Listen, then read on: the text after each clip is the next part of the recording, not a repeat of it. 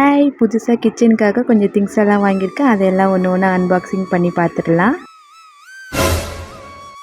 Ceramic items தான் கொஞ்சம் வாங்கியிருந்தேன். இது இன்றைக்கி நேற்று பிளான் பண்ணி வாங்கினது கிடையாது. கிட்டத்தட்ட ஒரு 3-4 மாதமாக இதெல்லாம் நான் ஃபாலோ பண்ணி வாங்கினது. பஜாருக்கு எப்போல்லாம் போகணும் இந்த கடையாண்ட போய் நின்றுடுவேன். எதுனா புதுசாக ஸ்டாக் வந்திருக்கான்னு பார்க்குறதுக்காக. ஒவ்வொரு மாதமும் அவங்க ஸ்டாக் வந்து மாறிக்கிட்டே இருக்கும். அப்போ ஒவ்வொரு ஐட்டம்ஸ் வந்து மாறும்போது நமக்கு பிடிச்ச கலர்ஸில் டிசைன்ஸில் வந்து கிடைக்கும். அதனால் நான் அந்த டைமில் வாங்கிக்கலாம் அப்படின்னு சொல்லிட்டு வந்துடுவேன். செராமிக் பவுல் பாருங்கள், ரொம்பவே க்யூட்டாக இருந்ததுங்க. இது வந்து பானை மாதிரி ஒரு ஷேப்பில் ரொம்ப அழகாக இருந்தது. இது வந்து ஒரு 1/4 கிலோ கிட்ட பிடிக்கும்னு நினைக்கிறேன். இது வந்து ஒரு 100 ருபீஸுக்கு எனக்கு கொடுத்துருந்தாங்க. இதே ஷேப்பில் ஒரு கிலோ பிடிக்கிற மாதிரி வந்து வாங்கணும் அப்படின்ட்டு ஆசை. அது வந்து நடக்கலை. அது வந்து கூடிய சீக்கிரத்தில் வந்து வாங்கிடணும் அப்படின்ட்டு நினச்சிட்ருக்கேன். இதுவே வந்து நான் ஆசைப்பட்ட உடனே நடக்கலை. கொஞ்சம் நாள்லாம் காசு சேர்த்து வச்சு அதுக்கப்புறம் தான் வாங்கினேன். அதனால் வந்து எனக்கு ஒன்றும் பெருசாக அதில் கஷ்டம் இல்லை. அடுத்து வாங்கிக்கலாம் அப்படின்னு சொல்லிட்டு நான் வந்துட்டேன். ஐயோ பாவம். இந்த செராமிக் ஐட்டம் பாருங்கள், கிட்டத்தட்ட வந்து 1 கிலோ பிடிக்கும். ரொம்பவே அழகாக எல்லோ கலரில் இருந்தது. நான் மொத்தம் இதே மாதிரி 3 வாங்கியிருந்தேங்க. 3மே ஒரே சேம் கலரு, ஒரே டிசைன் தான். எனக்கு வந்து கலராக வைக்கிறதுல இஷ்டம் இல்லை. ஒரே மாதிரி வச்சு பார்க்கலாம், அழகாக இருக்கும் அப்படின்றதுனால அப்படியே வாங்கிட்டேன். 3 வாங்கியிருந்தாங்க. இவங்க வந்து 200 ப்ரைஸில் சொல்லியிருந்தாங்க. மொத்தமாகவே எனக்கு கொஞ்சம் கம்மி பண்ணி தான் கொடுத்தாங்க. நான் வேலூர் பஜாரில் தான் வாங்கியிருந்தேன். இது எல்லாமே ரொம்ப க்யூட்டாக இருந்தது. இது வந்து கை நல்லா உள்ளே போதா பார்த்து அப்புறமேட்டு வாங்குங்க. எப்போ வாங்கினாலுமே மூடி வந்து நல்லா ஃபிட் ஆகுதா அப்படின்னு பார்த்து வாங்கிக்கோங்க. ஏன்னா வீட்டுக்கு வந்ததுக்கப்புறம் நம்ம எதுவுமே சேஞ்ச் பண்ண முடியாது. ஒரு சமயம் எடுத்துகிட்டு போகிறதுக்கு நமக்கு எதுக்கு அப்படின்னு சொல்லிட்டு விட்டுடுவோம். அதனால் இதெல்லாம் வாங்கும் போதே கொஞ்சம் வந்து பார்த்து வாங்கிக்கோங்க.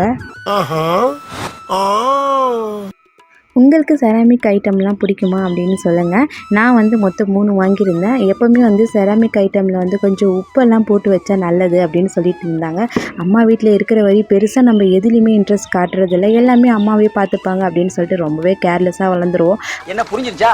மேரேஜ் ஆனதுக்கப்புறம் யார் என்ன சொன்னாலும் வந்து அதை ஃபாலோ பண்ணுறது எனக்கு ஒரு பழக்கமாகவே போயிடுச்சு. அதனால தான் வந்து உப்பு வச்சா நல்லது அப்படின்னாங்க. அதுக்காக உப்பு ஜாடியும், அதுக்கப்புறம் மிளகா அதுக்காக ஒன்றும், புளிக்காக ஒன்றும், மொத்தம் 3 வாங்கிட்டேன். இதுதான் இருக்கிறதுலே ரொம்ப க்யூட்டாகவும் ரொம்ப குட்டியாகவும் இருக்கும். இது ரொம்ப வந்து பார்க்கவே க்யூட்டாக இருந்ததுனால நான் வாங்கிட்டேன். இது வந்து 50 ருபீஸ் சொல்லியிருந்தாங்க. இது எவ்வளோ பிடிக்கும்லாம் எனக்கு தெரியல. ஆனால் வந்து ரொம்ப க்யூட்டாக இருக்குது. அதனால நான் வாங்கினேன். இதெல்லாம் வாங்கிட்டு நான் வந்து அம்மா வீட்டிலேருந்து மாமியார் வீட்டுக்கு எடுத்துகிட்டு வந்திருக்கும் போது அம்மா ஒரே ஒரு வார்த்தை என்கிட்ட சொன்னாங்க. இதெல்லாம் ஏண்டி கல்யாணத்துக்கு அப்புறம் மட்டும் உங்களுக்கு எவ்வளோ தோணுது அப்படின்னு சொல்லிட்டு. இதை பற்றி நீங்கள் ஏதாவது யோசிச்சிருக்கீங்க? நம்ம கல்யாணத்துக்கு முன்னாடி இதெல்லாம் வந்து தேடவும் மாட்டோம், வாங்கவும் மாட்டோம். ஆனால் அதுக்கப்புறமேட்டுக்கு நம்ம எப்படி தேடி தேடி வாங்குகிறோம். இதெல்லாம் நினைக்கும் போது எனக்கே கொஞ்சம் சிரிப்பாக தான் இருக்குது.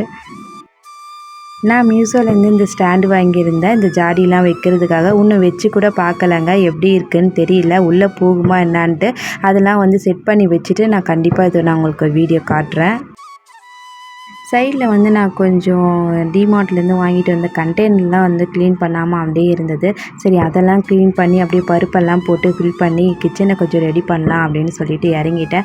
ஏன்னா ஆயுத பூஜைலாம் வருது இல்லைங்களா, கொஞ்சம் கொஞ்சமாக நம்ம ரெடி பண்ணி வச்சாதான் அப்போ வந்து நமக்கு வேலை கொஞ்சம் கம்மியாக இருக்கும். நம்ம எல்லாத்தையும் சேர்த்துக்கிட்டோன்னா அதுக்கப்புறம் வேலை அதிகமாக இருக்கிற மாதிரி இருக்கும். ஒவ்வொரு ரூமாக வந்து நான் க்ளீன் பண்ணிட்டு வந்துடலாம் அப்படின்னு சொல்லிட்டு ஒன்று ஒன்றா பண்ணிகிட்ருக்கேன்.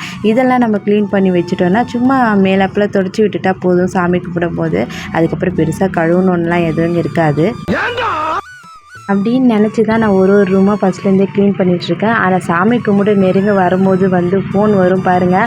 அப்போது வந்து இதை க்ளீன் பண்ணியா, அதை க்ளீன் பண்ணியா, இதை மறந்துருக்க போகிற, அப்போ க்ளீன் பண்ணது இப்போ எதுக்கு ஒரு முறை க்ளீன் பண்ணி சாமி கும்பிடும்போது இப்படிலாம் வச்சு நீ பண்ணலாமா அப்படின்னு சொல்லிட்டு அட்வைஸாக பண்ணுவாங்க. அதுலேயே நான் கொஞ்சம் வந்து குழம்பிடுவேன். அடடா என்னடா இது, அப்போ பண்ணதெல்லாம் வேஸ்ட்டாக போயிருமோ அப்படின்னு சொல்லிட்டு. சாமிக்காக பயப்படுறதா இல்லை இவங்க பேசுவாங்களே அப்படின்ட்டு பயப்படுறதான்னு தெரியாமையே ஒரு சில வாட்டி வந்து நான் மறுபடியும்லாம் க்ளீன் பண்ணியிருக்கேன். இந்த வாட்டி வந்து நான் யாருக்கும் பயப்படுற மாதிரி இல்லை. ஏன்னா வந்து நான் இப்போ தான் ஸ்டார்ட் பண்ணியிருக்கேன், புரட்டாசி மாதம் தான். அதனால் வந்து சாமி எதுவும் தப்பாக நினச்சிக்காது. ஏன்னா நம்ம இதுக்கப்புறம் நான்வெஜ்ஜும் செய்ய போகிறது இல்லை. அதனால் வந்து நான் ரொம்ப தைரியமாக வந்து க்ளீன் பண்ண ஸ்டார்ட் பண்ணிட்டேன். இதுக்கப்புறம் யார் கேட்டாலும் நமக்கு எந்த பிரச்சனையும் இருக்காது, பார்த்துக்கோங்க. இதோட அன்பாக்சிங் வீடியோ ஆல்ரெடி போட்டிருக்கேன். உங்களுக்கு வேணும்னா நீங்கள் செக் பண்ணி பாருங்கள். அது மட்டும் இல்லாமல் இது எவ்வளோ பிடிக்கும் அப்படின்றது எல்லாமே வந்து அதில் நான் சொல்லியிருக்கேன். எனக்கு 1/2 கிலோ பருப்பே வந்து போதும் போல் இருக்குது. இது கொஞ்சம் 1 கிலோ கிட்ட பிடிக்குது. இருந்தாலும் பரவாயில்ல அப்படின்னு சொல்லிட்டு இருக்கிற பருப்பெல்லாம் கொஞ்சம் கொட்டி வச்சுருக்கேன். கொஞ்சம் காலியாக தான் தெரியும். ஆனால் இருக்கிறத தான் நான் காட்ட முடியும். என்ன பண்ணுறது, அடுத்த வாட்டி கடைக்கு போனால் வேணால் கொஞ்சம் எக்ஸ்ட்ரா வாங்கி ஃபுல் பண்ணி வச்சிடுறேன்.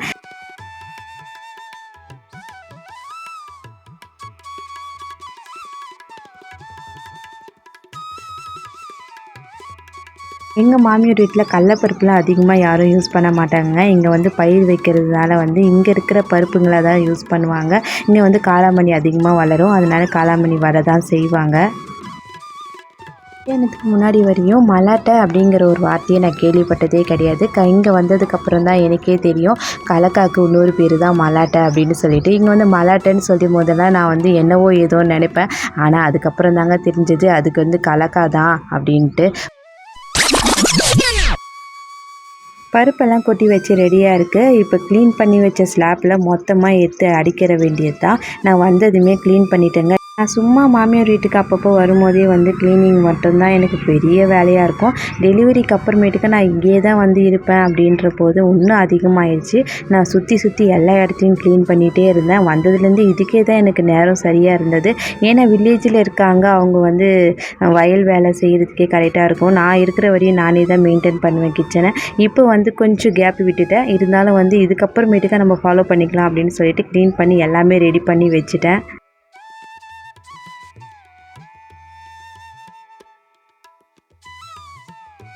குட்டி குட்டி கண்டெய்னர்ஸும் வாங்கியிருந்தேன். இதில் வந்து என்கிட்ட இருக்கிற பொருளை மட்டும் ஃபில் பண்ணி வச்சுருக்கேன். அதுக்கப்புறம் ஏதாவது இதெல்லாம் சேஞ்ச் பண்ண வேண்டியது இருந்தால் அப்புறம் சேஞ்ச் பண்ணிக்கலாம்.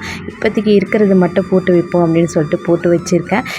இது வந்து ரொம்பவே நல்லா இருந்ததுங்க. இந்த கண்டெய்னர்லாம் பார்க்கும்போது வச்சதுக்கப்புறம் வந்து கிச்சனே கொஞ்சம் அழகான மாதிரி எனக்கு தெரிஞ்சது.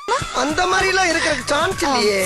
எனக்கு தெரிஞ்ச வரையும் என்னோடய கிச்சனை ஓரளவுக்கு நான் சரி பண்ணியிருக்கேன். இதுக்கு மேற்பட்டு என்னால் பண்ண முடிஞ்சது எல்லாமே நான் வந்து கொஞ்சம் கொஞ்சமாக பண்ணுவேன். நீங்கள் வந்து பார்த்துட்டு இதில் ஏதாவது சேஞ்ச் பண்ணலாம் அப்படின்னு உங்களுக்கு தோணுச்சுன்னா அதை கமெண்ட்டில் சொல்லுங்கள்.